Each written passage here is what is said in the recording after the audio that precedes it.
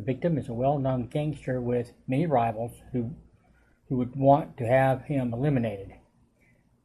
When the police investigate the crime scene, they are perplexed by the evidence left behind. A set of metal bars are bent outward, and a window pane is smashed into pieces, suggesting that someone with incredible strength had broken in. However, it gets more interesting. Fingerprints at the scene show that a convicted felon was present, but he couldn't have been, for the simple reason that he is deceased. If that wasn't mind-blowing enough, traces of atomic radiation is also found at the crime scene. Police call in Dr. Chet Walker to help them examine the homicide.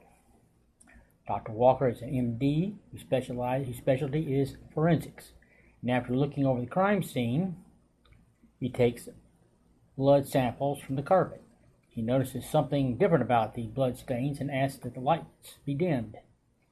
This shows both blood stains and even the fingerprints are glowing in the dark for some unknown reason.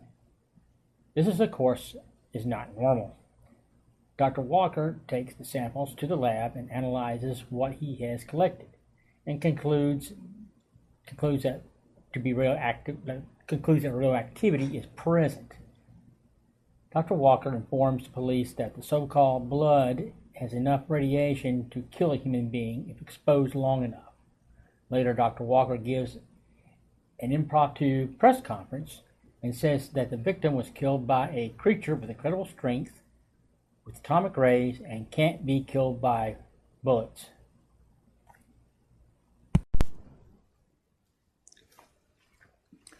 Who is behind the murders? Early in the movie, it is shown who is responsible for the first homicide and the subsequent ones that will follow. An American gangster who was exiled to Europe befriends a former Nazi scientist who escaped the Nuremberg trials. The gangster, Frank Buchanan, played by Michael Granger, wants revenge on the fellow gang members who betrayed him.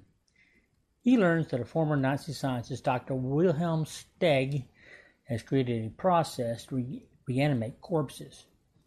The method involves artificial blood, electrodes implanted in the brain, and atomic power. They control the reanimated corpses via radio control, and they can see what the corpses sees and hears.